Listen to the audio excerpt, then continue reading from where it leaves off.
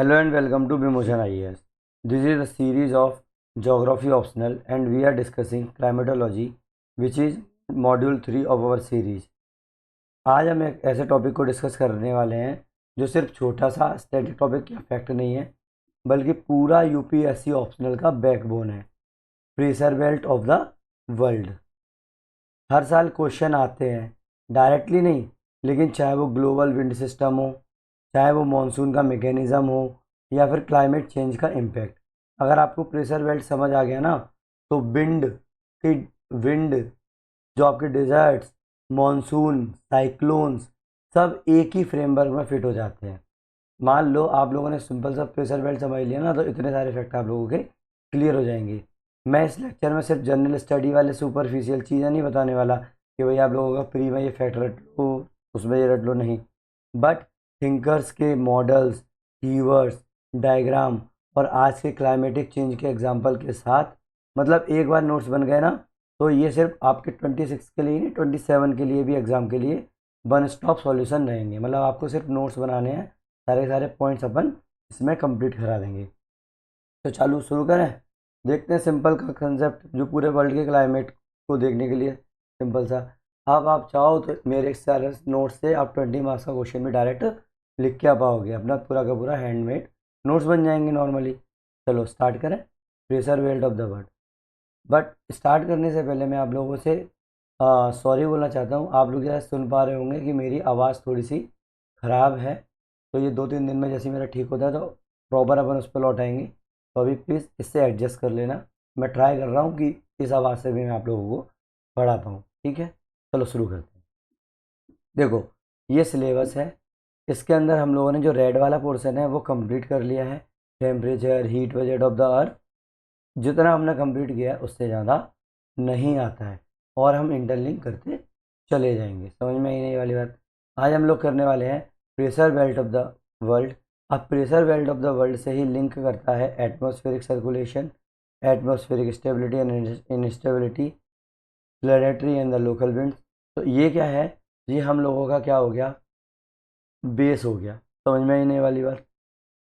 इसीलिए सबसे पहले pressure belt of the world अपन समझ लेंगे, इंट्रोडक्शन समझ लेंगे। हाँ, आगे जैसे अपन में नोट्स बनेंगे, जैसे मैं आप लोगों को आगे पढ़ाऊँगा, कई सारे कीवर्ड्स आपने को देखने को मिलेंगे और जब मैं बोलूँगा कि ये मैं आपको बाद में एक्सप्लेन करूँगा, दैट मीन्स ये इतना सारा जो अपना इसके अंदर पड़ा हुआ है, सिलेबस के अंदर पड़ा हुआ है, जैसे जैसे लेक्चर्स आगे बढ़ते चले जाएंगे आप लोगों के इसके अंदर के जो अधूरे जो मैं कीवर्ड्स बता दिए हैं उनको एक्सप्लेन करता चला जाऊँगा आगे आगे। ऐसा नहीं है कि मैंने आपको बस बता दिया कि रट लो, नहीं। मेरा कंसेप्ट यहाँ पर रटाने का आपको बिल्कुल भी नहीं है, आपको रोट नहीं करना है, बस आपको समझना है। बट हाँ, हर चीज़ को समझने का एक टाइम होता है। समझ में आई ना बात। तब तक आप ये रखो क्योंकि आगे अपन वो पढ़ने ही वाले हैं, ठीक है। नॉर्मली देखो पेपर 2 के अंदर भी मैकेनिज्म ऑफ मानसून जब हम लोग वो कर लेंगे तो मैकेनिज्म ऑफ मानसून भी इन्हीं चीज़ के अंदर आगे पढ़ते चले जाएंगे। समझ में ही नहीं वाली बात। देखो PYQ में प्रेशर बेल्ट से आज तक कोई भी डायरेक्ट क्वेश्चन नहीं आया है 45 ईयर के अंदर।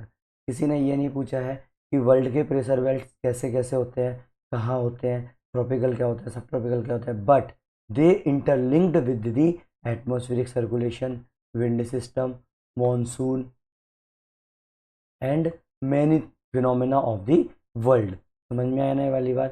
तो इसीलिए मैंने ये चीज़ जो है ना, एटमॉस्फेरिक सर्कुलेशन, ये पूरा एक अलग टॉपिक है। मैंने क्या किया आप लोगों को समझाने के लिए कि भाई ये इस तरीके से पूछते हैं, इसलिए मैंने इसके अंदर ये PYQ रखे हुए हैं। वैसे pressure belt of the world के आज तक कोई भी डायरेक्ट क्वेश्चन नहीं आया है। बट अगर कोई ये चीज़ सुन के ही यहाँ से लीव करना चाहता है कि नहीं यार ये तो आता ही नहीं है, मैं क्यों पढ़ूँ, भाई क्यों पढ़ने का कारण ये है कि इन सब का बेस आप लोगों को सिर्फ इसी से मिलेगा करने को। समझ में आने वाली बात। और आप लोग माइंड में ये रखना कि मैं जनरल स्टडीज़ वाला नहीं बता रहा, मतलब बताऊंगा उससे आप लोगों का सॉल्व हो जाएगा, बट जो मेरी लैंग्वेज होगी वो ऑप्शनल बेस्ड होगी। समझ में आने वाली बात है ना। चलो स्टार्ट करें, whenever you are ready. चलो स्टार्ट करते हैं। Pressure belt of the world क्या होता है, एटमॉस्फेयर जो होता है ना वो मेंटेन करता है balance between incoming solar energy और outgoing terrestrial radiation. Terrestrial radiation. मैंने कल जब हीट बजट बताया था तब मैंने बताया था कि सन से क्या होता है, हमारी रे आती हैं, दैट मीन्स सन से क्या आती है, आपकी रेडिएशन आती है, दैट मीन्स आपका इनकमिंग सोलर रेडिएशन होता है वो। तो वो क्या हो गया, आपकी एनर्जी आ रही है ना, है ना। अब जितनी एनर्जी आ रही है उतनी ही आप लोगों की टेरेस्ट्रियल रेडिएशन के थ्रू वापस चली जा रही है। कैसे? नॉर्मली मेरा अर्थ सरफेस क्या होता है, इस अनकमिंग सोलर रेडिएशन को क्या होता है, एब्जॉर्ब कर लेता है। लगभग 51% मेरी एब्जॉर्ब हो जाती है। फिर इसको लो फ्रिक्वेंसी के साथ इसको क्या करता है आप लोगों का, वापस भेज देता है। तो वही चीज़ है कि एटमॉस्फेयर जो है मेंटेन करता है balance between incoming solar energy और आउटगोइंग सोलर टेरेस्ट्रियल रेडिएशन को। तो बस वही तो है। अब ये बीच में क्या पड़ा आप लोगों का, एटमॉस्फेयर पड़ा, तो इसको क्या करेगा, बैलेंस करेगा।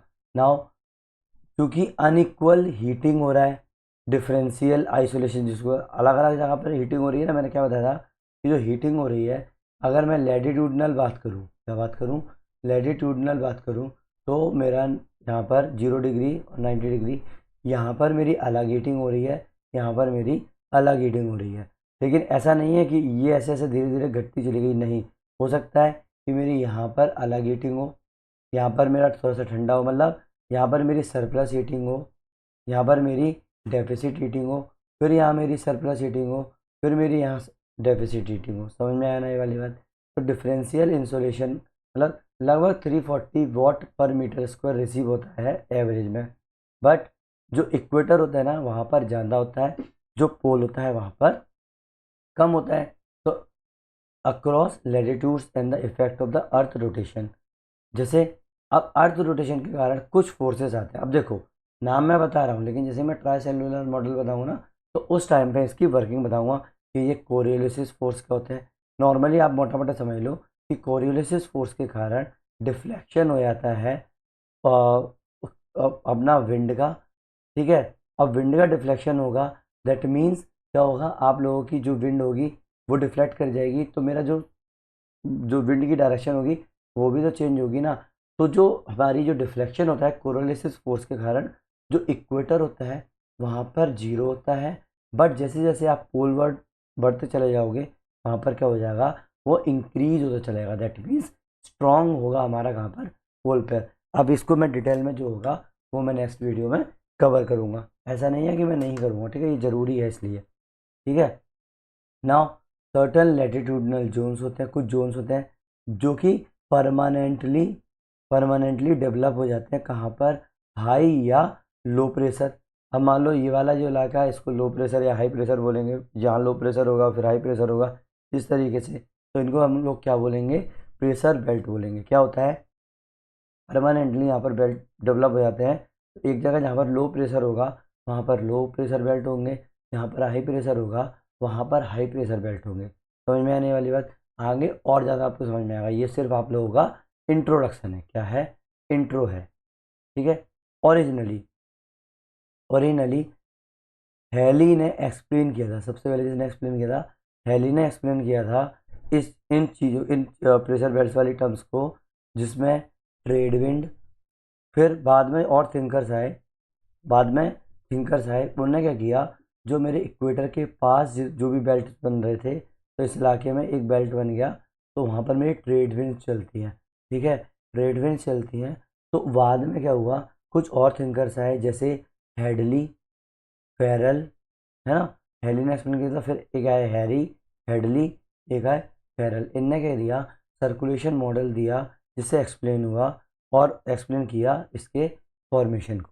समझ में आने वाली बात? नॉर्मली देखो, normally pressure belt of the world समझ लो मोटा मोटा, बाद में अपन इसकी डिटेल्स समझते चले जाएंगे। देखो, इक्वेटर के ऊपर मैंने क्या बताया था, जब मेरा सन होता है तो इक्वेटर के ऊपर मेरी जो सन रे होती हैं वो सीधी पड़ती हैं। दैट मीन्स ये जो वाला जो इलाका होगा वो हीटअप जाना होगा एज कंपेयर टू दिस इलाका, है कि नहीं है? जब हीटअप जाना होगा तो ये वाला इलाका थोड़ा सा कोल्ड होगा, ठीक है, ये इलाका थोड़ा सा वो होगा, हॉट होगा। दैट मीन्स अब मैंने क्या बताया था, जैसे मेरा टेम्परेचर इंक्रीज होगा वैसे ही मेरी डेंसिटी कम होती है और ऐसे ही मेरा प्रेशर जो होता है वो कम होता है ना। तो अगर मेरा यहाँ पर टेम्परेचर बढ़ गया, अगर मेरा टेम्परेचर बढ़ गया दैट मीन्स यहाँ पर मेरा प्रेशर कम हो जाएगा, तो ये मेरा क्या बन जाएगा, लो प्रेशर जोन, है कि नहीं है ना। तो इसीलिए, और ये इलाका क्या है, इक्वेटर के पास का इलाका है। मान लो ये पूरा एक बेल्ट बन जाता है लगभग 5 से लेके 10 डिग्री तक, चाहे नॉर्थ और साउथ, ठीक है, चाहे उसमें। अब इस वाले जो इलाका है इक्वेटर के पास में, ये जो इलाका है इसको मैं बोलता हूँ इंटर ट्रॉपिकल कन्वर्जन जोन। क्या बोलते हैं, inter tropical conversion zone, ITCZ। अब मुझे एक बात बताना कि मैंने क्या बताया था लास्ट वीडियो में कि जो मेरा सन है वो शिफ्ट होता है ईयरली, कहाँ पर, ऊपर और नीचे, मतलब नॉर्थवर्ड और साउथवर्ड होता है ना। जब मेरा नॉर्थवर्ड और साउथवर्ड जब ये क्या होगा, शिफ्ट होगा, मेरा ITCZ जो मेरा लगभग 5 to 10 डिग्री के बीच का, मतलब लगभग 5 डिग्री मोटा, 5 से 10 डिग्री का मोटा हो जाएगा। तो ये वाला जो बेल्ट है वो भी तो मेरा सन के साथ शिफ्ट होगा। अगर मेरा सन मेरा ट्रॉपिक ट्रॉपिक ऑफ कैंसर की तरफ मूव कर रहा है दैट मीन्स मेरा जो ITCZ होगा वो मेरा नॉर्थवर्ड मूव होगा, और मेरा जो जब अगर मेरा सन साउथवर्ड मूव करेगा तो मेरा ITCZ भी साउथवर्ड मूव करेगा। समझ में आने वाली बात, दैट मीन्स हम लोग बोल रहे हैं कि ये परमानेंट है। क्या है, परमानेंट है। बट ITCZ जो होगा उसको हम लोग परमानेंट नहीं बोलेंगे, वो आपका टाइम के साथ शिफ्ट होता जाता है। समझ में आने वाली बात आ गई ना। तो इसीलिए ये जो बीच का इलाका है वहाँ पर मेरा क्या हो रहा है, लो प्रेशर क्रिएट हो रहा है। क्या प्रेशर क्रिएट हो रहा है, लो प्रेशर क्रिएट हो रहा है। इसीलिए इसको हम लोग बोले हैं इक्वेटोरियल लो प्रेशर। अब क्या होता है, मैं देखो सर्कुलेशन तो मैं आप लोगों को कल बताऊंगा, लेकिन मोटा मोटा ये समझो कि अगर मेरा लो प्रेशर क्रिएट हुआ दैट मीन्स यहाँ पर मेरा टेम्परेचर ज़्यादा है, दैट मीन्स मेरी यहाँ पर डेंसिटी ज़्यादा है। इसका मतलब क्या होगा, जो मेरी एयर जो होगी ना वो ऊपर की तरफ उठेगी, उठेगी कि नहीं उठेगी। जब वो मेरी ऊपर की तरफ उठेगी तो जो मेरी हॉरिजॉन्टल जो एयर है वो क्या होगी, यहाँ पर तो इधर इधर का इलाका मेरा ठंडा है, तो क्या हो जाएगा, ठंडा वाला जो इलाका है, कोल्ड वाला इलाका है, वो मेरे हॉट वाले इलाके की तरफ आने की कोशिश करेगा, तो मेरी यहाँ पर इसको भरेगी, तो इसकी डायरेक्शन क्या हो जाएगी, ऐसे हो जाएगी। वो मैं अभी बताता हूँ। और ऊपर वाला जो फिर से और बेल्ट आया, ये मैं अभी आपको ये बताता हूँ कितने से कितना होता है, मैं बताऊँगा अभी नॉर्मली, अभी तो केवल आप लोगों को ये बता रहा हूँ कि लो प्रेशर कैसे हुआ। तो यहाँ पर मेरा लो प्रेशर हो गया। अब यहाँ पर क्या हुआ, मेरा टेम्परेचर लो हो गया। जब मेरा टेम्परेचर लो हुआ, सॉरी, यहाँ पर अब इसके एग्जैक्ट ऊपर मेरा क्या हुआ, टेम्परेचर क्या हुआ, लो हुआ, है ना। जब टेम्परेचर लो होगा that mean, sorry, temperature low होगा तो मेरा क्या होगा, प्रेशर जो होगा वो इंक्रीज हो जाएगा। प्रेशर जो होगा वो मेरा इंक्रीज हो जाएगा। जब मेरा प्रेशर इंक्रीज हो जाएगा, मैं ना इसको नेक्स्ट बताता हूँ, ये क्या है ना, आप लोगों का मैंने क्या किया था, ये AI से इसको बनवाया था, इसमें काफ़ी चीज़ें मुझे गलत लग रही हैं, ठीक है, तो मैंने ये अपने हैंड से बनाया, उसमें आपको ये चीज़ मैं एक्सप्लेन करता हूँ। ठीक है, ये देखो, ये हो गया, ये हो गया लो प्रेशर जोन, सही में है ना। अब उसके ऊपर ये है, यहाँ पर मेरा थोड़ा सा कोल्ड क्या है, टेम्परेचर है, ये मेरा क्या है, कोल्ड टेम्परेचर है। अगर मेरा कोल्ड टेम्परेचर हुआ दैट मीन्स वहाँ पर मेरा टेम्परेचर क्या है, कम है। टेम्परेचर अगर कम होगा तो मेरी डेंसिटी भी बढ़ेगी। डेंसिटी जब मेरी बढ़ेगी तो मेरा प्रेशर इंक्रीज होगा, है ना। तो ये वाला इलाका मेरा क्या बन गया, हाई प्रेशर। तो दिमाग में रखना कि ये वाला जो है इक्वेटर वाला है लो प्रेशर, फिर उसके ऊपर वाला आया हाई प्रेशर, फिर उसके ऊपर वाला आएगा लो प्रेशर, क्या आएगा, लो प्रेशर, फिर उसके ऊपर वाला आएगा हाई प्रेशर। तो याद रखना ये अल्टरनेटिव हो गया, लो pressure, high pressure, low pressure, high pressure. ऐसे ही मेरा साउथ में भी जो होगा, लो pressure, high pressure, low pressure, high pressure. मैंने कलर कोडिंग से ये बता दिया है, जो ब्लू वाला है वो कोल्ड है, कोल्ड वाला इलाका हाई प्रेशर होता है। समझ में आने वाली बात नॉर्मली।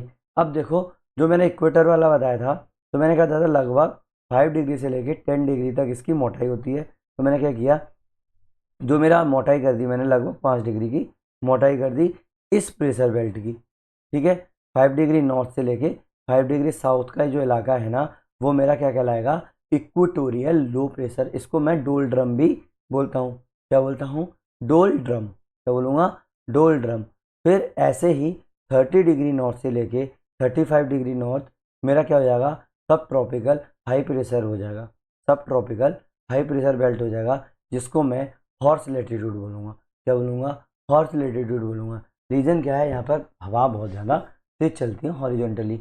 ऐसे ही थोड़ा सा और ऊपर जाएंगे 60 डिग्री से लेके 65 डिग्री तक, तो मेरा क्या हो जाएगा, मेरा सब पोलर लो प्रेशर जोन हो जाएगा। क्या हो जाएगा? सब पोलर लो प्रेशर जोन हो जाएगा। ऐसे ही मैं और ऊपर जाऊँगा, लगभग 85 से 90 डिग्री के समझ जाऊँगा, तो मेरा क्या हो जाएगा, हाई प्रेशर जोन हो जाएगा। क्या हो जाएगा? हाई प्रेशर जोन हो जाएगा। समझ में आने वाली बात। अब देखो, आई एम सॉरी, अब देखो नॉर्मली, अब मैं विंड की डायरेक्शन अगर मैं बताऊं, ये जो आपको दिखाई दे रही है ना, ये वाले इलाका, अब देखो साउथ में भी वही है, नॉर्थ में भी वही है, ऐसा कुछ नहीं है कि नया नया। बस इसका माइंड में अपना नाम याद रखना, इक्वेटोरियल लो प्रेशर, सब ट्रॉपिकल हाई प्रेशर, सब पोलर लो प्रेशर, हाई प्रेशर। समझ में आने वाली बात। देखो ये वाले जो है ना, ये वाला जो, अगर मैं इसकी बात करूँ, ये मेरा क्या है, हॉरिजॉन्टल बना हुआ है। फिर ये जो है, ये वाला इलाका, ये मैं वर्टिकली इसको देख रहा हूँ। अब देखो मेरी विंड की डायरेक्शन क्या होगी, मैं जब ये पूरा सर्कुलेशन बताऊंगा ना, तब आप लोगों को और एक्सप्लेन करूंगा, बट आपको सिर्फ ईस्टर्लीज और वेस्टर्लीज के बारे में मुझे समझाना है, इसीलिए मैं ये थोड़ा सा इसको बताना पड़ रहा है। समझ में आने वाली बात। अब देखो मैंने क्या बताया था कि जब भी आप लोगों की विंड चलेगी, वो किधर से किधर चलेगी, मतलब मेरा टेम्परेचर जो किधर से किधर की तरफ होगा, कि अगर मेरा लो प्रेशर जोन है, उधर मेरी क्या आएगी, विंड आएगी। किधर से? हाई प्रेशर से। हाई प्रेशर से लो प्रेशर की तरफ मूव करेगी। तो क्या करेगा, यहाँ पर क्या है, मेरा हाई प्रेशर है, यहाँ पर मेरा क्या है, लो प्रेशर है, तो मेरी विंड किधर जाएगी, हाई प्रेशर से लो प्रेशर की तरफ जा रही है कि नहीं जा रही है ना। तो हाई प्रेशर से लो प्रेशर की तरफ जा रही है। अब देखो एक फोर्स होता है कोरियोलिस फोर्स। क्या होता है? Coriolis force. मैं आप लोगों को नेक्स्ट वीडियो में बताऊंगा किससे काम करता है, कैसे नहीं करता। बस आप ये समझ जाओ, ये डिफ्लेक्ट हो जाता है। क्या होती है? ये एयर जो होती है वो डिफ्लेक्ट हो जाती है अपने राइट हैंड साइड। जब अपना नॉर्थ नॉर्थ तरफ की, नॉर्थ साइड अगर अपना होगा, तो अगर मेरा नॉर्थ साइड में अगर मेरा कोरियोलिस फोर्स लग रहा होगा, तो कोई भी चीज़, चाहे वो एयर हो, एयरप्लेन हो, कुछ भी हो, वो फील करेगी एक फोर्स, जिससे वो डिफ्लेक्ट हो जाएगी अपने राइट हैंड साइड पे। समझ में आया ना ये वाली बात? आया ना। तो अभी जो मेरी जो एयर जो आ रही थी, वो जो मेरी नॉर्थ से आ रही थी, नॉर्थ से आ रही थी इधर से, अब क्या होगा, वो मेरी कोरियोलिस फोर्स के कारण, कोरियोलिस फोर्स किस कारण होता है, क्योंकि मेरी अर्थ जो है वो रोटेट कर रही है। तो इमेजिनरी है, प्रैक्टिकली दिखाई नहीं देता है ये, ठीक है, ये समझो। तो अब मेरी जो इस तरीके से विंड आनी चाहिए थी, वो मेरी विंड कैसे आएगी, थोड़ी सी डिफ्लेक्ट हो जाएगी, क्योंकि इससे क्या हुआ, ये अपने राइट हैंड साइड पे क्या हुई, डिफ्लेक्ट हो गई, है ना, डिफ्लेक्ट हो गई। समझ में आने वाली बात। अपने मतलब अपन को दिखाई दे रहा है राइट हैंड साइड, लेकिन ये खुद के लेफ्ट हैंड साइड रिफ्लेक्ट हुई है। समझ में आया ना। देखो मैं बताता हूँ आप लोगों को। नॉर्मली आप तो इधर से देखो, आप इधर खड़े हुए, मैं इसको उल्टा नहीं कर सकता, मैं इधर से इधर से तो कर सकता हूँ ना नॉर्मली। तो जब मेरी कोई चीज़ ऐसे जा रही थी, तो ये ऐसे जाना चाहिए, ये किधर की तरफ शिफ्ट हो गई, किधर की तरफ शिफ्ट हो गई, लेफ्ट हैंड साइड पे हो गई ना, है ना। तो ये अब अगर ये मेरी ऐसे जा रही थी, और अगर ये ऐसे शिफ्ट हो गई, दैट मीन्स ये किधर शिफ्ट हो गई, अपने राइट हैंड साइड पे। समझ में आ रहा है? देखने पर समझ में आ रहा, इसकी डायरेक्शन किधर है, ये किधर देख रहा है, ये नीचे देख रहा है। अब आप इसको अपने खुद खड़े होकर देखो, ये कौन से हाथ पे ये मुड़ रही है, ये अपनी राइट हैंड साइड पे मुड़ रही है। दैट मीन्स कोरियोलिस फोर्स जो है, वो मेरा नॉर्दर्न हेमिस्फीयर में राइट हैंड साइड पर मोड़ देता है, और जो मेरा सदर्न हेमिस्फीयर है, वहाँ पर लेफ्ट हैंड साइड में मोड़ देता है। समझ में आई नहीं वाली बात नॉर्मली। तो इसीलिए ये मेरी क्या हो गई, अपने राइट हैंड साइड पे ही इसने मुड़ गई नॉर्मली। समझ में आई नहीं वाली बात। अब देखो, मैंने आप लोगों को एक ट्रिक बताई थी कि आप लोगों को उसकी विंड का नाम कैसे बताओगे, विंड का नाम कैसे बताओगे। तो मैंने बताया था जहां से आपकी विंड आ रही है, हाँ, जहां से आपकी विंड आ रही है वही उस विंड का नाम हो जाएगा। बट ऐसा उल्टा होता है आपके सी के डायरेक्शन में। तो जहां से आप लोगों का सी का वाटर आ रहा है, जा रहा है, वहां वो आपका नाम हो जाएगा। लेकिन विंड में क्या हो जा रहा है, जहां से आपकी विंड आ रही है वो आप लोगों का क्या हो जाएगा, उस विंड का नाम हो जाएगा। अब मुझे ये बताओ कि ये वाली विंड मेरी कहाँ से आ रही है, ये विंड मेरी, इस विंड की डायरेक्शन क्या होगी। ये विंड आ रही है मेरी नॉर्थ ईस्ट डायरेक्शन से। कैसे, ये देखो, नॉर्थ ईस्ट साउथ वेस्ट, है ना। तो मेरी कैसे आ रही है, ये ऐसे आ रही है ना, ऐसे किधर से आ रही है, नॉर्थ ईस्ट से आ रही है, नॉर्थ ईस्ट से आ रही है, साउथ वेस्ट की तरफ जा रही है। तो नॉर्थ ईस्ट ट्रेड विंड, इसीलिए इसको बोलेंगे नॉर्थ ईस्ट ट्रेड विंड। मतलब ये क्या हो जाएंगी, मेरी ईस्टर लीज हो जाएंगी। क्या हो जाएंगी, ईस्टर लीज हो जाएंगी। समझ में आने वाली बात आ गई ना। तो इसको मैं क्या बोलूँगा, ईस्टर लीज बोलूँगा। अब इसको क्या हो रहा है, इसको आज हम लोग बोलते हैं नॉर्थ ईस्ट ट्रेड विंड्स। क्या बोलते हैं, नॉर्थ ईस्ट ट्रेड विंड। क्यों, क्योंकि आज से बहुत टाइम पहले जब शिप्स पर जब ट्रेड करते थे, शिप से हम ट्रेड करते थे, तो ये हेल्प करती थी हमारे शिप में, हमारे शिप को चलाने में ये हेल्प करती थी। इसीलिए इनको अपन लोग क्या बोलते हैं, ट्रेड विंड्स बोलते हैं। समझ में आया ना।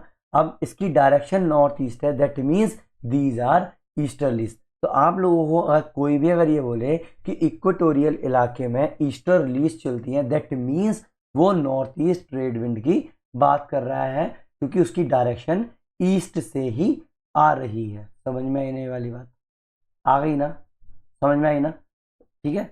अब देखो, ये तो क्या हो गया नॉर्थ साइड में। अब साउथ साइड में भी देखो, साउथ साइड में इसकी डायरेक्शन क्या होती है, कोरोलिसिस फोर्स के कारण ये अपने लेफ्ट हैंड साइड पर मुड़ जाती है। तो इसकी डायरेक्शन हो गई साउथ ईस्ट। क्या हो गई, साउथ ईस्ट ट्रेड विंड। ठीक है ना, आ गया ना समझ में, साउथ ईस्ट ट्रेड विंड। अब देखो, ये जो इलाका है, हाईलाइटर से मैं आपको बताऊं, ये जो पूरा इलाका है ना, यहाँ पर मेरी कौन सी विंड चलेंगी इस पूरे इलाके में, जो मेरा येलो इलाका में दिखा रहा हूँ आपको, इसमें चलेंगी मेरी, इसमें चलेंगी मेरी ईस्टर्लीज। क्या चलेंगी, मेरी ईस्टर्लीज, है ना। इसमें क्या चल रही है, मेरी ईस्टर्लीज चल रही है।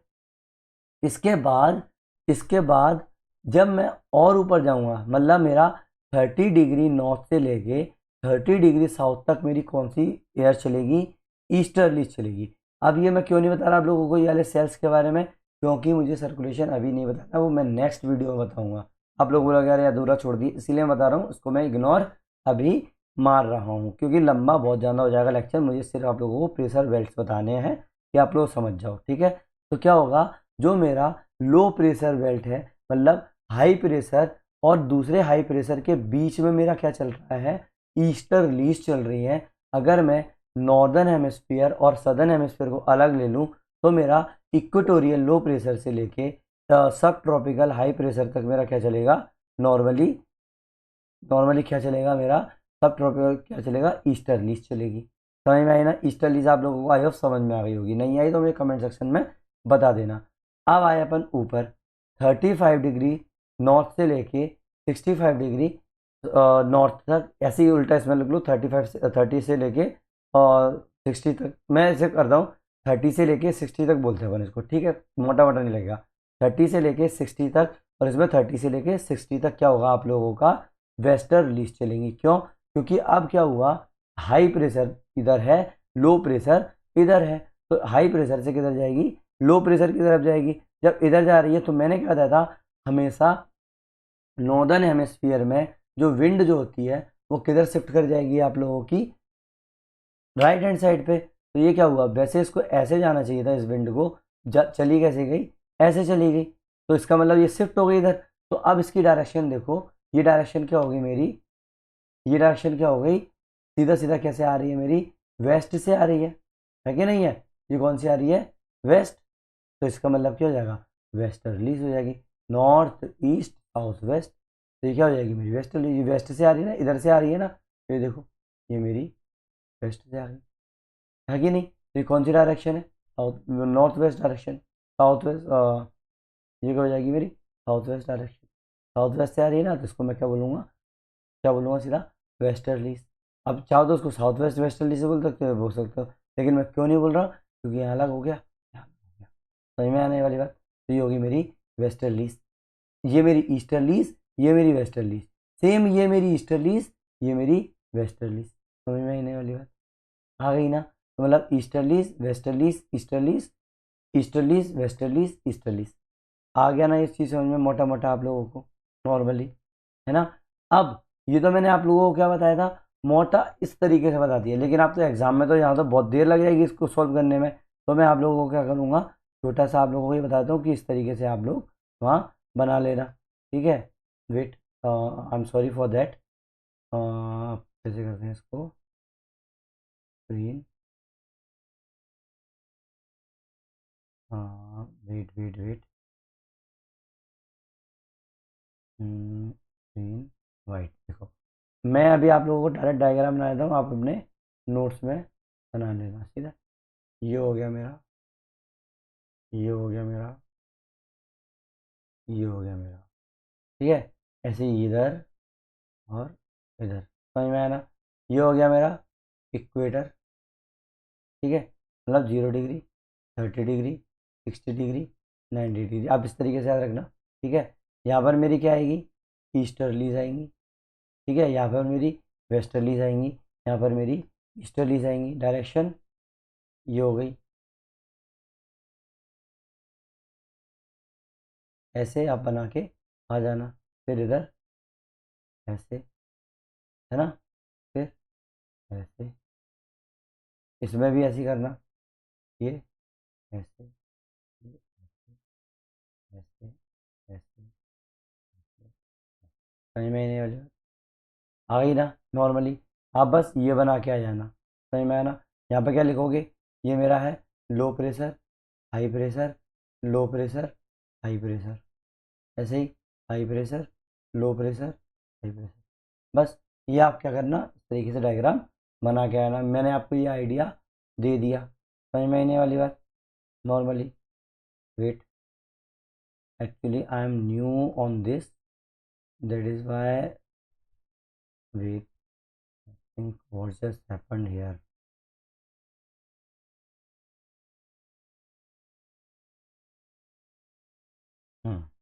ये हो गया, ठीक है। चलो शुरू करें अब क्या करेंगे, हर बेल्ट का थोड़ा थोड़ा सा अपन लोग देख लेंगे। तो पहला क्या था, इक्वेटोरियल लो प्रेशर बेल्ट, ये देखो, ये क्या है, इक्वेटोरियल लो प्रेशर बेल्ट, तो इसके बारे में अपन थोड़े से फैक्ट देख लेंगे, क्योंकि हम लोगों को नोट्स में ये तैयार करना है। पहला, ये बेल्ट जो है ना वो थर्मल ओरिजिन का है, ये कॉज करता है maximum heating near the equator, average annual temperature यहाँ पर 27 से 29 डिग्री सेल्सियस तक होता है, याद रखना, ठीक है। Warm air rises causing convergence meeting of the trade winds from the both hemisphere, 5 से 10 डिग्री लेटीट्यूड विथ होती है इसकी, और स्ट्रॉन्ग कन्वेक्शनल रेनफॉल होता है। During this process huge amount of the energy are released as latent heat, क्या होगा, बहुत ज़्यादा एनर्जी आपकी यहाँ से निकलेगी, लगभग 1600 calorie per gram of the condensation, forming cumulonimbus cloud, यहाँ पर कौन से क्लाउड बनते हैं, कुमुलो निम्बस क्लाउड बनते हैं, towering thunder storm cloud up to the 15 से 18 किलोमीटर हाई। बेल्ट जो होता है ना वो शिफ्ट करता है सन के साथ साथ, जिसको हम लोग क्या बोलते हैं, ITCZ माइग्रेशन, मैंने बताया आप लोगों को, तो मतलब नॉर्थ जुलाई में क्या होगा, नॉर्थ की तरफ मूव करेगा, वही मैंने बताया ना, क्योंकि अपना सन तो ऊपर की तरफ मूव करता है नॉर्थ की तरफ, और साउथ में क्या होगा अपना, जनवरी में होगा, ठीक है। एग्जाम्पल यहाँ पर क्या होंगे, हैवी लैंडफॉल होगा अमेजन के अंदर, तो वो 2200 mm पर ईयर तक होती है, कॉन्गो बेसिन के अंदर। आज का अगर लिंक करें, due to the climate change जो ITCZ है ना वो बहुत ज़्यादा इंटेंस होता चला जा रहा है, जिससे हम लोगों का एक्सट्रीम रेनफॉल देखने को मिल रहा है, स्ट्रॉन्गर मानसून इवेंट देखने को मिल रहे हैं। वर्ल्ड मेट्रोलॉजिकल ऑर्गेनाइजेशन ने 2021 में ये चीज़ बोली है। ठीक है, अब आपको और फैक्ट्स जो हैं याद रखने के लिए, मतलब मेरे नोट्स में आपको डालने के लिए सिंपल ये लिख लो कि ये थर्मल ओरिजिन का है। नोट्स बनाने के लिए थर्मल ओरिजिन का है, मैक्सिमम इंसोलेशन नियर इक्वेटर होता है, जिससे आप लोगों का इंटेंस कन्वेक्शन होता है। कन्वर्जन जोन्स है ये, क्योंकि कन्वर्जेंस का मतलब क्या होता है, कन्वर्जेंस का मतलब होता है कि ट्रेड जो होंगी ना वो इस तरीके से यहाँ पर मिलती है, नीचे आके विंड जो होती है तो आप लोगों की यहाँ पर मिलती है। तो ट्रेड विंड कहाँ से, नॉर्थ और साउथ हेमिस्फीयर से यहाँ पर मिलती है आके। देखो मैंने बताया था आप लोगों को, ये देखो यहाँ पर क्या हुआ, ये ट्रेड विंड इधर से आ रही है, ये ट्रेड विंड इधर से आ रही है। दैट मीन्स क्या हो रही है, ये मिल रही है, कन्वर्ज हो रही है ना। देखो यहाँ पर देखो ना, ये वाली ये चीज़, ये दोनों मिल रही है। अब देखो इधर भी देखो, इसकी डायरेक्शन इधर आ रही है, ये इधर जा रही है। दैट मीन्स यहाँ पर डाइवर्जेंस हो रहा है। क्या हो रहा है, डाइवर्जेंस हो रहा है। मैं 30 ऊपर वाले इलाके में, मैं अभी इक्वेटोरियल का बताऊंगा, यहाँ पर कन्वर्ज हो रही है ना ये चीज़ें, तो वही चीज़ है कि इसको कन्वर्जेंस भी बोलते हैं। ठीक है, नाउ यहाँ पर अब जब कन्वर्जेंस होगा तो क्लाउड और रेनफॉल भी अच्छा खासा होगा, तो क्यूमुलो निम्बस फॉर्मेशन होगा। 2000 to 3000 mm एनुअल रेनफॉल होता है। अमेजन कॉन्गो वाले में लेटेंट हीट रिलीज होती है, जिससे आप लोगों के हेडली सेल सर्कुलेशन को फ्यूल मिलता है। मतलब हेडली सेल सर्कुलेशन यहाँ से चालू होता है। बट अब आप बोलोगे कि हेडली सेल सर्कुलेशन ये तो मैं कन्फ्यूज हो गया। No, you won't be confuse, पर लोग ये नेक्स्ट वीडियो में कंप्लीट करेंगे। अभी बस आप लोग इंट्रोडक्शन देख लो कि हेडली सेल सर्कुलेशन होता है, और अपने नोट्स में लिख लो इस चीज़ को। शिफ्टिंग नेचर है यहाँ पर, क्योंकि ITCZ जो है ना वो 5 डिग्री से लेके 20 डिग्री लैटिट्यूड की तरफ मूव करती है, क्योंकि सोलर डिक्लिनेशन होता है। डबल ITCZ फिनोमेना होता है, observe over the Pacific ocean. Satellite data से हम लोगों को पता चला है कि डबल ITCZ फिनोमेना जो पैसिफिक ओशन पर ऑब्जर्व हुआ है। अगर मैं इसको मानसून से लिंक करता हूँ, क्योंकि अपन लोग पूरा पूरा मानसून भी पढ़ना है तो सब कुछ इससे पढ़ना पड़ेगा, तो जो होगा नॉर्थवर्ड ITCZ जो होता है ना वो जुलाई में होता है, जिससे हम लोगों का इंडियन समर मानसून आता है। ठीक है, मॉडर्न इशू जो होंगे, intensification under the climate change होता है, फ्लैश फ्लड्स आती हैं इक्वेटोरियल रीजन पर और मानसून जोन पर। अगर आप एग्जाम में डायग्राम बना के आओ तो इस ITCZ पोजीशन का डायग्राम बना देना जनवरी और जुलाई के अंदर। देखो ये होता है सिंपल सा ITCZ वो। अब देखो जुलाई के अंदर मेरा क्या हुआ, नॉर्थवर्ड मूव कर गया ITCZ ये, और जून के अंदर जो जनवरी के अंदर मेरा क्या हो गया, साउथ के अंदर मूव कर गया। ठीक है, अब आप बोलोगे कि ये सीधा क्यों नहीं है, आप लोगों ने, आपने तो मुझे सीधा बताया था। देखो मैंने क्या बताया था, स्पेसिफिक हीट के बारे में, स्पेसिफिक हीट के बारे में जब मैं एटमॉस्फेयर वगैरह बता रहा था, और जब मैं जियोमॉर्फोलॉजी पढ़ा रहा था तब भी मैंने बताया था कि जो मेरा लैंड एरिया है उसका स्पेसिफिक हीट हमारे सी एरिया से कम होता है। तो अब बताओ, जो मेरा जुलाई वाला इलाका होगा वहाँ पर मेरा क्या होगा, क्या होगा मेरा आइसोथर्म जो होंगे वो शिफ्ट हो जाएंगे नॉर्थ नॉर्थ की तरफ। आइसोथर्म जो होंगे वो शिफ्ट हो जाएंगे नॉर्थ की तरफ on land area, land area पर, और जो शिफ्ट हो जाएंगे साउथ की तरफ ऑन दी सी एरिया। तो देखो शिफ्ट हो गए साउथ की तरफ ऑन दी सी एरिया। कब की बात है ये जुलाई की बात है, क्योंकि उधर क्या है, गर्मी पड़ गई। और अगर मैं क्या बात करता हूँ, जनवरी की बात करता हूँ, तो जनवरी में उल्टा हो जाएगा, क्योंकि यहाँ पर क्या हो जाएगा, मेरा आइसोथर्म साउथ की तरफ मूव कर रहे हैं, और जो मेरा जो सी के ऊपर है वो नॉर्थ की तरफ मूव कर रहा है। इसीलिए यहाँ पर मुझे इतना शिफ्ट देखने को मिलता है। तो मेरा अब चूंकि ITCZ था क्या भाई, वो कितना उसका प्रेशर बन रहा है। अब मेरा आइसोथर्म है, मेरा मेरा टेम्परेचर अगर इंक्रीज होगा दैट मीन्स वहाँ पर मेरा प्रेशर भी डिक्रीज होगा, है कि नहीं है। तो उसी पर मतलब पूरा टेम्परेचर, प्रेशर और आइसोथर्म इसी पर डिपेंड कर रही है सब चीज़ें। तो इसकी डायरेक्शन इस तरीके से बन जाएगी। तो आप एग्जाम में ऐसे बना के आया ना, ऐसे नहीं बनाना, तो सिंपल ये बनाना ऐसे, और इस तरीके से प्रथम बना देना, बन गया। और फिर ये क्या हो जाएगा, ये जुलाई में हो जाएगा, ये मेरा इधर की तरफ ये इस तरीके से जनवरी में हो जाएगा। समझ में ही नहीं वाली बात आ गई ना। चलो, सेकेंड इज सब ट्रॉपिकल हाई प्रेशर बेल्ट, जिसको मैं हॉर्स लैटिट्यूड भी बोल रहा हूँ। सब ट्रॉपिकल हाई प्रेशर बेल्ट, बल वही अपना कहाँ से नॉर्मली ऊपर की तरफ जाएंगे। तो ये अब इसकी देखो आप तो नोट्स के अंदर इसकी वो भी लिख लेना पोजीशन, लगभग 30 डिग्री नॉर्थ से 30 degree 35 degree north and 30 degree south से 35 डिग्री साउथ। ठीक है। नाउ नाउ ये क्या होता है, ये डायनामिक होता है ओरिजिन में, जो कि थंडर वाली बात नहीं आ गई है। ठीक है, क्योंकि यहाँ पर डिसेंडिंग लिम्ब होता है किसका, हेडली सेल सर्कुलेशन का, इसके बीच में 25 से 35 लॉटिट्यूड में, लगभग लगभग बोल दिया, आप 35 लिखना।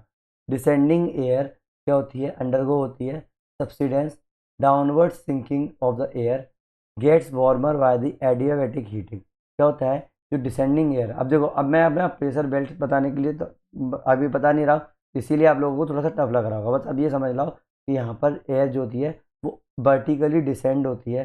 जब डिसेंड होगी तो क्या होगा, इधर इधर फैलेगी। जब डिसेंड होगी तो यहाँ पर क्या होगा, हाई प्रेशर नहीं बन जाएगा, तो वही है। ठीक है, वार्मर अब क्या होगा, धीरे धीरे वार्म होगी एडियाबैटिकली। ठीक है, अब यहाँ पर मतलब 1 डिग्री सेल्सियस पर 100 मीटर कंप्रेशन होगा, जिससे क्रिएट होगा एंटी साइक्लोनिक स्टेबिलिटी। ठीक है, जिससे क्लियर स्काई बनेंगे, स्टेबल वेदर बनेंगे। This zone is where trade winds toward equator, मतलब ये कौन सी जगह है जहाँ पर ट्रेड विंड और वेस्टर्लीज जो होती है ना वो ओरिजिनेट होती है। ट्रेड विंड और वेस्टर्लीज जो होती हैं वो ओरिजिनेट होती है। मैंने बताया था ना कि यहाँ पर ये वाला इलाके की अपन बात कर रहे हैं इसमें, तो यहाँ से ये मेरी ट्रेड विंड है, ये मेरी क्या है, और नॉर्मली मेरी वेस्टर्लीज। तो ये यहाँ से ओरिजिनेट ही तो हो रही है, तो ये इधर से आ रही है, ये इधर से आ रही है, तो ये ओरिजिनेट हो रही है। एग्जाम्पल सहारा। अब देखो 30 डिग्री नॉर्थ पर मेरी क्या होगी, यहाँ पर कुछ भी यहाँ से तो जा रही है ना, कोई भी चीज़ जा रही है तो यहाँ पर कुछ रह ही नहीं पाएगा। यही रीज़न है कि 30 डिग्री के आसपास ही हम लोगों को ज़्यादातर डेजर्ट देखने को मिलते हैं। समझ में आने वाली बात आई ना, और मैं जब आगे और बताऊंगा तो और समझ में आएगा। जब मैं कल पूरा जैसे मैं एटमॉस्फेरिक सर्कुलेशन समझा दूंगा ना, आप लोगों को ऑटोमेटिक ये पूरा समझ में आएगा। बस अभी आप एग्जाम्पल के तौर पर देख लो, सहारा डेजर्ट, कलाहारी, एटाकामा, यहाँ पर रेनफॉल 15 पर ईयर से भी कम होते हैं। क्यों कम होते हैं, क्योंकि इधर कोई चीज़ आ थोड़ी रही, यहाँ से तो जा रही है, तो मतलब यहाँ पर जब रिटर्न ही नहीं हो पाएगा तो ये रेनफॉल कैसे होगा। ठीक है, अब देखो आईपीसीसी की AR6 रिपोर्ट के मुताबिक 2021 वाली रिपोर्ट आई थी, इसमें क्या बताया कि these highs are expanding poleward by लगभग 2 degree latitude in recent decade, reducing rainfall in the Mediterranean part of the Australia. समझ में आने वाली बात। फैक्ट टू रिमेंबर, वही वाली चीज़ जो मैंने बोला है, बस इसको फैक्ट देख लो। डिसेंडिंग ब्रांच है हेडली सेल्स की, subsidence air warm due to the adiabatic compression, anticyclonic stability है, यहाँ पर हम लोगों को काम कंडीशन मिलती है, वीक विंड मिलती है। इसको doldrum of the high pressure बोलते हैं, तो बोलते हैं doldrum of the high pressure. अब देखो उधर के इलाके में मेरे को कितने सारे नंबर देखने को मिल रहे थे, काफ़ी मिल रहे थे। यहाँ पर क्या है, जहाँ से चीज़ जा ही रही है, यहाँ पर तो सब कुछ क्या होगा, शांति तो रहेगा। तो वर्ल्ड डेजर्ट जितने भी होंगे, सहारा, एटाकामा, कलारी, अरेबिया, मैक्सिमम जो होंगे वो इस इलाके में आप लोगों को देखने को मिलेगी। ट्रेड विंड और वेस्टर्लीज दोनों की दोनों यहाँ पर ऑरिजिनेट होती हैं। काम जोन होता है ये, इसीलिए इसको क्या बोलते हैं, हॉर्स लैटिट्यूड बोलते हैं। हिस्टोरिकल नेविगेशन टर्म है ये। ठीक है, सब ट्रॉपिकल जेट स्ट्रीम होती है। अब ये जेट स्ट्रीम क्या होती है, नॉर्मली ऊपर चलती है। ये मेरा सरफेस के पास चल रही है नीचे, ये मेरा ऊपर चल रही है सरफेस से, बोल the jet stream forms a upper boundary of the Hadley cell. अब ये पूरा का पूरा जब सर्कुलेशन बताऊंगा तब समझना, अभी तो ये आप लोग इसको नोट डाउन कर लो। क्लाइमेटिक इम्पैक्ट, मेडिटेरेनियन रेनफॉल जो होता है ना वो डिक्रीज होता है as a high expand poleward. Now data देखो, 30 से 35 degree latitude now sit 1 degree poleward decade per decade. या आईपीसीसी ने R6 में ये चीज़ बोली है कि भाई शिफ्ट हो रहा है। समझ में आने वाली बात। Now I am sorry for my weakness, मेरी थोड़ी सी तबीयत ठीक नहीं है, इसलिए आप लोगों को आज एडजस्ट कर लो। 1-2 दिन में मेरी जैसी तबीयत ठीक होती है तो और अच्छे आपको वीडियोस देखने को मिलेंगे। आप लोग बोल रहे होंगे कि क्या इसमें जोश ही नहीं दिखाई दे रहा है, बट मेरी आवाज़ मेरे साथ काम नहीं कर रही है। ठीक है, आई एम सॉरी फॉर दैट। ठीक है, सब polar low pressure belt, dynamic origin की अगर बात करें, ये देखो सब पोलर प्रेशर बेल्ट की अगर बात करें, इसका भी डायनेमिक ओरिजिन है। तो देखो ओनली जो इक्वेटोरियल वाला रीजन है ना वो अपना थर्मल ओरिजिन है, बाकी के सब डायनेमिक ओरिजिन है, और सब डिपेंड करते हैं किसी ना किसी सेल के ऊपर। ठीक है, नाउ डायनेमिक ओरिजिन है तो ये मीटिंग जोन है किसका, वेस्टर्लीज का और पोलर ईस्टर्लीज का अराउंड 60 डिग्री नॉर्थ साउथ पर। वही वाली बात है, ये मैंने बनाई हुई है, ये मेरी 60 डिग्री है, तो यहाँ से मेरी क्या आ रही है, मेरी आ रही है पोलर ईस्टर्लीज। यहाँ पर मेरी क्या आ रही है, यहाँ पर मेरी क्या आ रही है, वेस्टर्लीज, है कि नहीं है। यहाँ पर मेरी क्या आ रही है, वेस्टर्लीज। तो वही चीज़ हो गई, आ गया समझ में। ये इस रीजन में क्या होंगी, आपको साइक्लोजेनेसिस देखने को मिलेगा।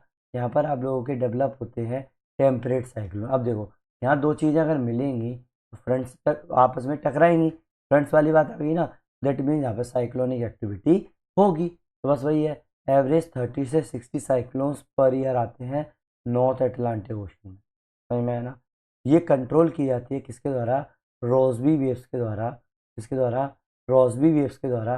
प्लेनेटरी वेव्स जो होती हैं कहाँ पर, अपर एटमॉस्फेयर में। अपर एटमॉस्फेयर में प्लेनेटरी वेव्स को हम लोग क्या बोलते हैं, रोजबी वेव्स बोलते हैं। और जो पोलर फ्रंट्स जो होते हैं ना, जो पोलर फ्रंट्स हो गए, वो boundary between warm tropical maritime और cold polar continental air mass को बोलते हैं, ठीक है। Example, Icelandic low average winter pressure 990 MB Aleutian low, ठीक है। लिंक करो उसको किससे, आज के टाइम से, तो क्या बोलोगे कि due to the Arctic amplification.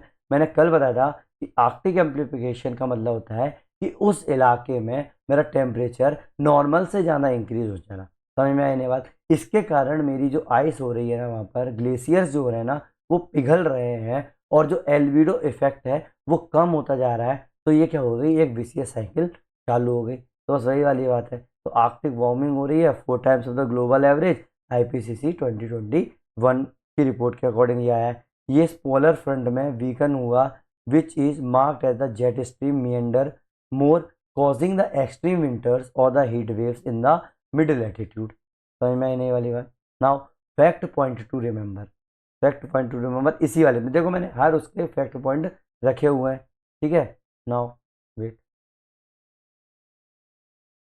ठीक है। Dynamic origin, polar front, polar front वाली बात है, क्लैश करता है किसके बीच में, वेस्टर्लीज और पोलर ईस्टर्लीज में।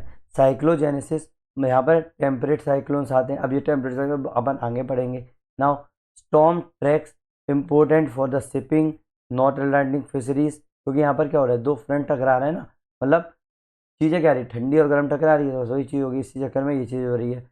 आइलैंडिक लो, एलुएंजन लो, एग्जाम्पल तौर पर upper air system, polar front jet stream, polar front jet stream flow करती हैं overhead, linked with the Rossby waves, मतलब waviness control extreme weather in the mid latitude. Modern link की अगर बात करें तो आर्कटिक एम्प्लीफिकेशन वीक होगी polar front में, unstable jet stream, unstable jet stream, extreme cold wave, ठीक है, हीट वेव आ रही है यूरोप के अंदर। ये आप लोगों के देखो एग्जांपल, ये चीज़ आप अपने नोट्स में राइट डाउन करना। डाटा देखो, Arctic warming 3 to 4 times faster than the global average, ठीक है। Now polar high pressure belt, क्या, पोलर हाई प्रेशर बेल्ट, वही लास्ट का ऊपर वाला बात आ गई बेल्ट की। तो क्या होगा यहाँ पर, अब ये क्या हो गया, थर्मल ओरिजिन की बात आई है इसमें, ये भी थर्मल ओरिजिन है, बट वो हीट अप के कारण था, ये कोल्ड के कारण है। तो यहाँ पर एयर जो होगी ना, वो बहुत जल्दी कूल होगी अपर पोल पे।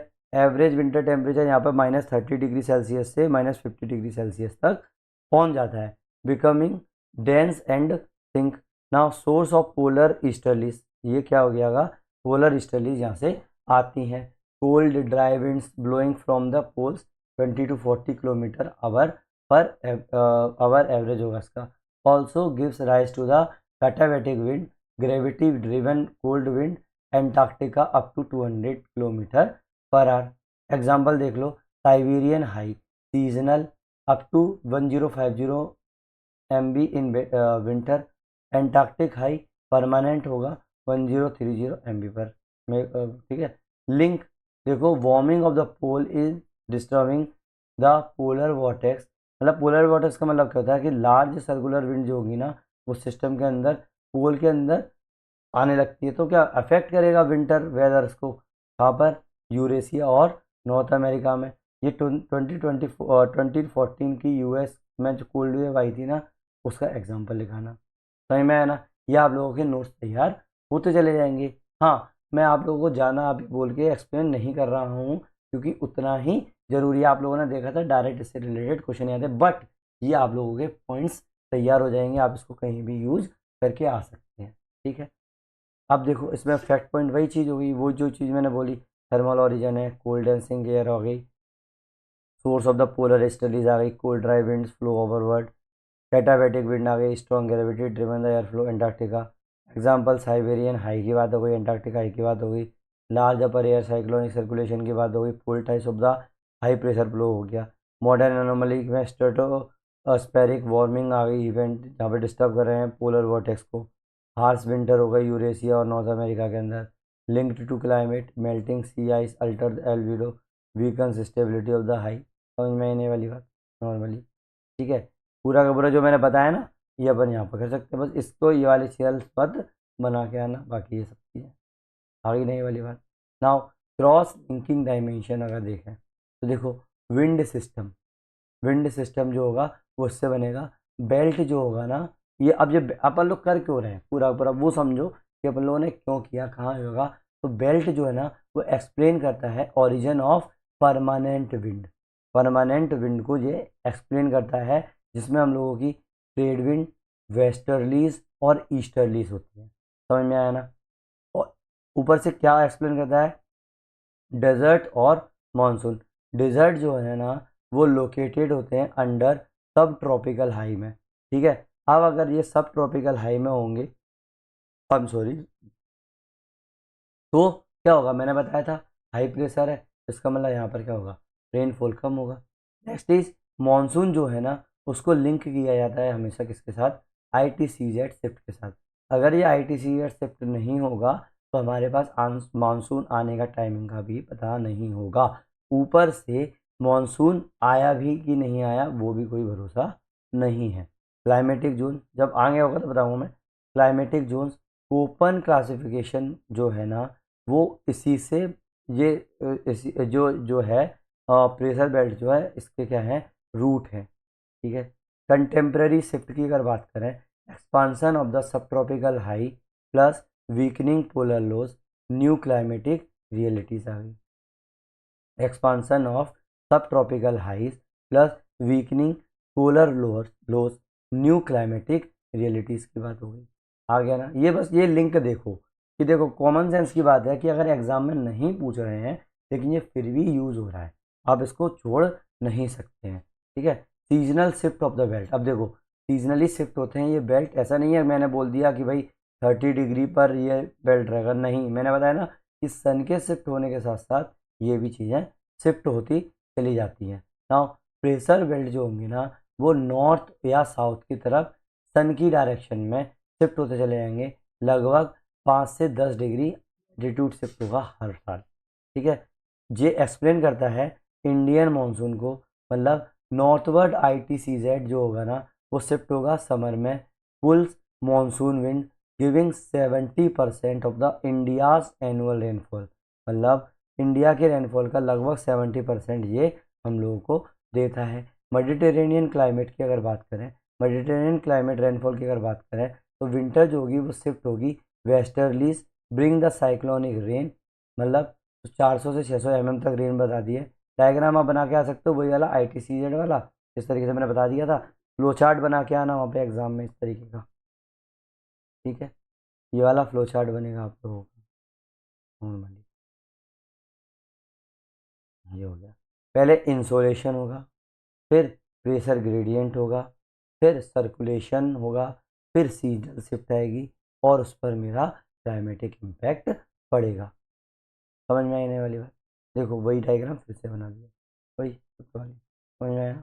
नाउ थियोटिकल पर्सपेक्टिव में देखो Hadley, Ferrel, tricellular model, modern concept, ये सब चीज़ें किससे आया, प्रेशर बेल्ट से समझ में आएंगी ये चीज़ें। ठीक है, हेडली ने 1735 में सिंगल सेल बताया थर्मल सर्कुलेशन के बारे में। ठीक है, सिंगल सेल थर्मल सर्कुलेशन के बारे में बताया, वही इक्वेटर के पास वाला, समझ में आया ना, जहाँ पर मेरा जो सन है वो डायरेक्टली ओवरहेड करता है, उस इलाके में मेरा पूरा उन लोगों ने सेल बता दिया ना। अब जो सेल क्या होता है मैं कल बताऊंगा ये सब चीज़ें, क्योंकि आज मेरा गला भी बहुत ख़राब है, बस और इतना ज़रूरी भी नहीं है कल बताऊँ, कल बताना ही है तो क्यों मैं डबल डबल बताऊँ, ठीक है ना। Now Feral 1856 the introduce the secondary circulation in the mid latitude. बस ये फैक्ट याद रखो, हेडली ने तो सिंगल सेल थर्मल सर्कुलेशन 1735 में इंट्रोड्यूस किया, फेरल ने 1856 में secondary circulation of mid latitude में किया। फिर ट्राई सेलुलर मॉडल आया, मतलब 3 सेल दिख गए, हेडली, फेरल और पोलर सेल, मतलब जो इसने इंटीग्रेट किया। स्टिल अभी भी यूज़ हो रहा है ये क्लाइमेटोलॉजी में, समझ में आई ना। मॉडर्न कंसेप्ट देखो, वॉकर सर्कुलेशन के बारे में बात हो गई, जिसने हम लोगों का एनसो इम्पैक्ट को इम्पैक्ट किस पर बताया, प्रेशर और रेनफॉल पैसिफिक पर बताया। 2 से 7 साल की साइकिल में होता है। एनसो क्या होता है, साउथ ऑसिलेशन, साउथ ऑसिलेशन, ठीक है। ये एसओ का मतलब होता है south oscillation. El Nino La Nina, El Nino La Nina southern oscillation क्या होगा, एलिनो नानीना साउथ ऑसिलेशन। आप बोलोगे, जो लोग नए हैं वो लोग बोलेंगे ये क्या होता है, मैं ये आप लोगों को बताऊंगा जब मैं मॉनसून पढ़ाऊंगा। सही में आने बात, ज़्यादा टाइम नहीं बचा, 1 2 या 3 दिन में मॉनसून पे आऊँगा, आप लोग समझ जाओगे कि एनसो इम्पैक्ट क्या होता है, ठीक है। Diagram, try cellular circulation mode बना देना सेलुलर वाला, ठीक है। ये देखो नॉर्मली, ये मैंने आई डोंट नो कहाँ से मैंने इंटरनेट से इसको कॉपी किया है, पेस्ट किया, अपने हाथों से नहीं बनाया है, ठीक है। तो आप लोग बोले, अगर आप लोगों को ये देखने को मिलता है कि उसके ऊपर तो आप लोग अरे चीटर है, नहीं भाई। अपन तो क्या कर रहे हैं, नोट्स बना रहे हैं। अपन को जहाँ से भी चीज़ें मिलेंगी वहाँ मिलेंगी। हाँ, अगर कोई भी आता है बोलता है कि भाई मैं क्रेडिट दो, तो आई विल से कि हाँ भाई इस बंदे के वो है मेहनत, मैं किसी की मेहनत नहीं खाऊंगा। तो इस तरीके से उसने बनाया है। देखो अल्टीट्यूड, लैटिट्यूड, ये क्या है, अभी तक मैं हॉरिजॉन्टल देख रहा था, अब मैं वर्टिकल देख रहा हूँ, ठीक है। तो देखो पोलर सेल हो गया, ये फेरल सेल हो गया, ये हेडली सेल हो गया। ये चीज़ मैं आप लोगों को कल सिखाऊंगा, अभी बस आप ये चीज़ देख लो, अपने नोट्स में ये चीज़ नोट डाउन कर लो बस, ठीक है। मैं ज़्यादा एक्सप्लेन इसको नहीं करने वाला हूँ, इसी पर पूरा लेक्चर होने वाला है मेरा कल का, समझ में आया ना। anomalies and the modification, land sea constant, seasonal high and the low, like Siberian high 1050 winter में रहेगा, एशियाटिक लो, ठीक है। ENSO, El Nino south oscillation, El Nino south oscillation, ठीक है। Periodic shift of the Pacific pressure होता है, alters the global rainfall, weak Indian monsoon हो जाता है एल नीनो के द्वारा, जैसे 2015 में हुआ था। क्वासी बाइनीलियल ऑसिलेशन, ठीक है, इसका मतलब होता है पीरियोडिक रिवर्सल होता है इक्वेटोरियल स्ट्रेटोस्फेरिक विंड का, लगभग 28 मंथ के समथिंग होता है। इफेक्ट अफेक्ट करता है ये pressure distribution of the monsoon को, समझ में आने वाली बात।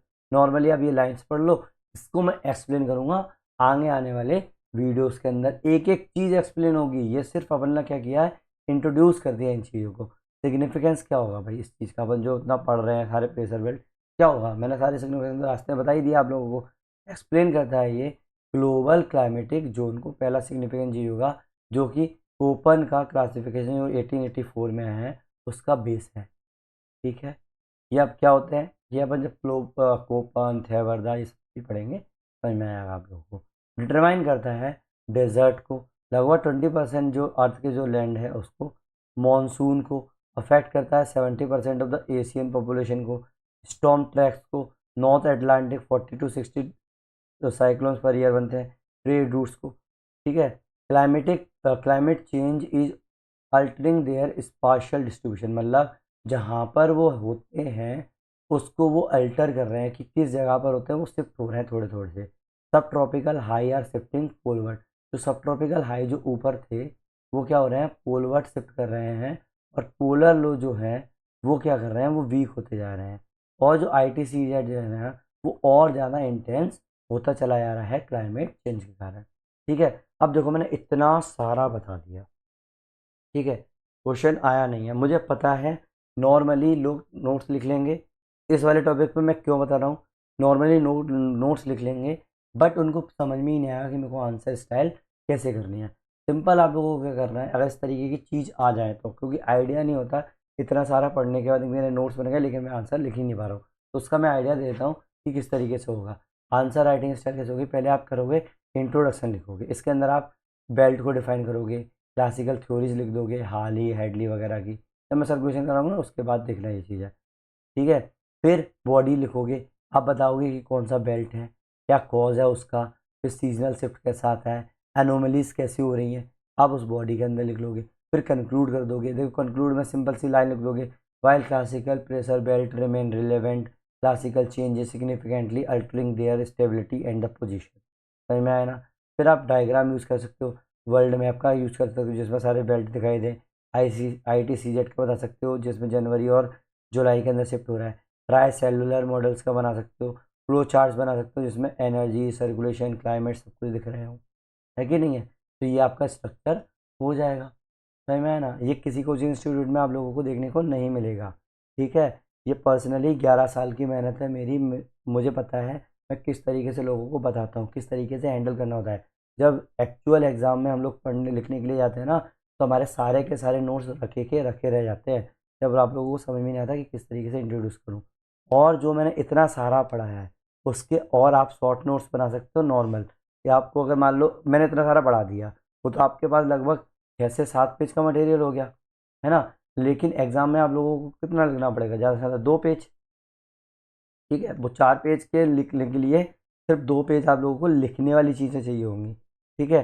तो इसमें से 2 पेज तो आपको इंट्रो और उसमें हो जाएगा, बाकी के जो मेन मटेरियल होगा वो 2 पेज होगा, तो वो आप यहाँ से लिख सकते हो। देखो ये है और ये है, मैं पढ़ के नहीं बताऊँगा, ये आप सीधा पॉज करके आप डायरेक्ट राइट डाउन कर लें उसमें, ठीक है।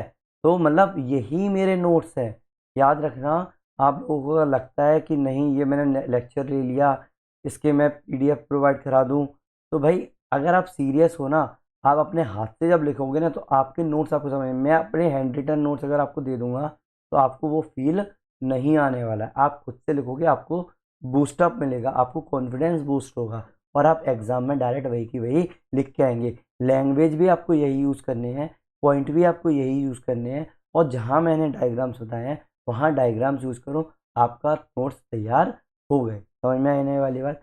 तो ये आप पॉज करके डायरेक्ट आपके नोट्स में लिख सकते हो, ये आप डायरेक्ट आप नोट्स में लिख सकते हो। पूरे का पूरा सार ही आपका हो गया इसके अंदर। होमवर्क में देखो, होमवर्क आपका सिर्फ यही है कि आप लोगों को इसमें आज फ्लो चार्ट और इस टॉपिक पर और डायग्राम्स बनाने हैं, ठीक है। और ये वाले जो है नोट्स तैयार कर लेने हैं। मैं आज आपको आंसर राइटिंग का नहीं बोलूँगा, you can take a leave with the answer writing today, ठीक है। आराम से, कोई दिक्कत नहीं है, क्योंकि हम लोग जो कल होगा ना उसमें अपन लोग आंसर राइटिंग करेंगे। ये आप लोगों का पूरा फाउंडेशन तैयार हो गया प्रेशर बेल्ट का। अब आपको पूरी की पूरी क्लाइमेटोलॉजी बड़ी आसानी से दिखने लगेगी। जैसे आप लोगों को टेम्परेचर और प्रेशर बेल्ट का समझ में आ गया, तो आप लोग पूरी की पूरी क्लाइमेटोलॉजी को आराम से चुटकियों में सॉल्व कर देंगे। समझ में आया ना। नेक्स्ट वीडियो जो होगा वो होगा मेरा एटमॉस्फेरिक सर्कुलेशन के ऊपर। टॉपिक नंबर 4 नाम दे दिया है मैंने, चाहे वो सब कुछ उसी से लिंक हो, लेकिन मैं टॉपिक धीरे धीरे ऐसे ही करूँगा क्योंकि मेरा सिलेबस में अलग लिखा हुआ है। कराऊँगा वैसे ही जैसे आज कराया है, बट आज वाला जो था ना वो डायरेक्ट नहीं पूछते, ये डायरेक्ट पूछते हैं। तो अपन जिस तरीके से एग्ज़ाम में आता है हम उसी बेस पर, उसी लैंग्वेज में, उसी पॉइंट्स के अकॉर्डिंग करेंगे। याद रखना, कोई भी ओवरलोड ऑफ इन्फॉर्मेशन नहीं मिलेगी। इसका मतलब ये नहीं है कि आप लोगों की मैं इन्फॉर्मेशन खा जाऊं, अंडरलोड ऑफ द इन्फॉर्मेशन भी नहीं मिलने वाली है। समझ में आने वाली बात। Thank you very much. अब जिन लोगों ने लास्ट तक आए हैं प्लीज़ लाइक करो, शेयर करो, सब्सक्राइब करो ये पूरे video. Thank you very much, मिलते हैं नेक्स्ट वीडियो में। और आई am sorry for today's voice, ठीक है। Thank you very much.